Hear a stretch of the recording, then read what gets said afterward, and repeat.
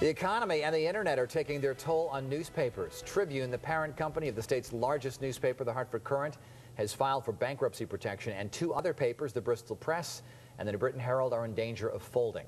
With us to talk about this is Rich Hanley. He's a professor of journalism at Quinnipiac University. Professor Hanley, thanks so much for being with us tonight. Thank you. First of all, what does it exactly mean when a journalistic organization, the parent company, files for bankruptcy? They'll continue to publish, correct? Right. I mean, this legal filing is simply to give them protection from the creditors, to keep the creditors from swooping in and taking assets. It gives the Tribune time to sort of reorganize its affairs, see what it owes, see what it owns, and try to have an orderly sale of assets to close the gap between its debt and its assets. There are some who say we are in the middle of really the death of slow, long death of newspapers in terms of being, print items anyway. Do you agree? Yeah, I believe that to be true. Just a death spiral that's been going on, not just recently, and it has no connection necessarily to the Wall Street dislocation that's underway.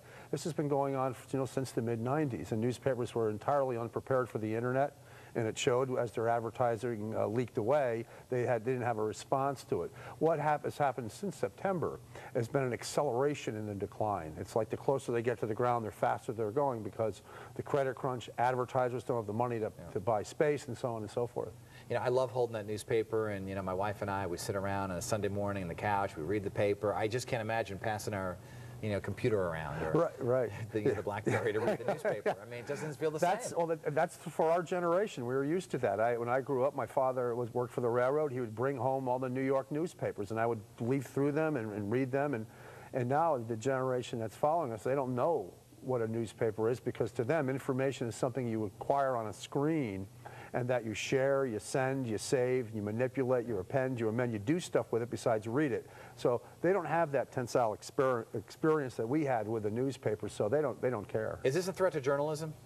Of course it is, because this transition between the screen and the paper has been very, very bad for traditional media organizations. Advertising's leaking away, readers are leaking away, which means reporters are getting laid off. So you're losing all this tremendous experience, all this reportorial muscle with sources, ability to communicate complex stories simply. It's walking out the door. So it's bad for the democracy. Obviously it's bad for the citizens of the state of Connecticut, because the Tribune has a pretty significant footprint here with a television station, a daily newspaper, and some weekly newspapers. And the Courant is such a part of our culture. I mean, they've been around since the 1600s. Right, yeah. I mean, you don't get older than that. And the tradition and the culture of the paper. Yeah, 1764, I believe. Yeah. It's just the way technology creatively destroys information systems, and this is just one. If you ran a newspaper, what would you do? If you were the publisher, how would you save yourself? I would stop printing it on paper. I would save the cost of printing and distribution. I would stop paying the delivery drivers, the paper people, the carriers to get them out. I would just say we're an online only, and I would make sure I'd hire advertising people who are organic to the internet. One of the problems with newspapers is they had bad management. Newspapers were monopolies in their communities. It's unlike TV, where you are always on the watch for the ratings and the book, who's 61, 33, it's an 8. Newspapers were monopolies. The Courant was a monopoly in Hartford. Boston Globe was a monopoly pretty much, although the Herald, it had some competition. And they weren't ready for competition. The internet became the competition, and management wasn't agile enough to react.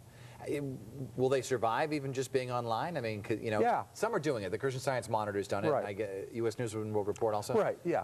Yeah, I do a PC Magazine. You're starting to see some examples here, but it's not really the reporters who are the problem. It's the advertising side. They don't know how to sell ads. They don't know how to teach their advertisers how to work the internet, how to buy space on the internet, how to buy the mobility of the internet, and how to attach ads to all these different digital artifacts and have it go around in different places. So it really is a matter of advertising folks educating their clients about why the internet is better than a paper, and that hasn't happened yet. So I think newspapers will survive, not with the tremendous staffs they've had in the past, but they will. So how will the average citizen get real news?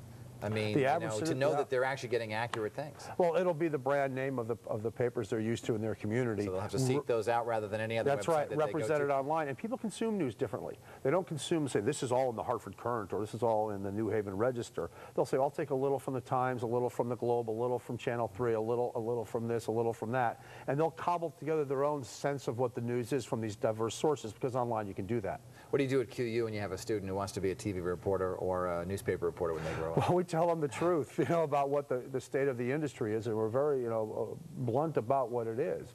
And it isn't good, but it doesn't mean TV is going away. TV is actually great, is positioned well if it can somehow exploit the web by its prodigious quantities of video, both archival and the amount of video it shoots every day. Obviously, video is very important online now.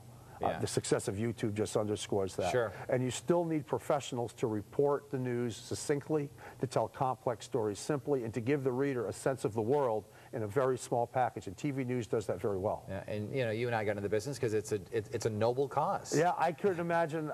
It's all I wanted to do growing up. And although I'm in teaching now, I still write, and I still read the news. I hate to see that go. It'd be awful. Yeah, it would be awful. So, well, to my friends at the Hartford Courant, we will still be reading you, and I will miss the paper should it ever disappear someday. So, yeah. Professor Rich Handler from Quinnipiac University, thank you so much.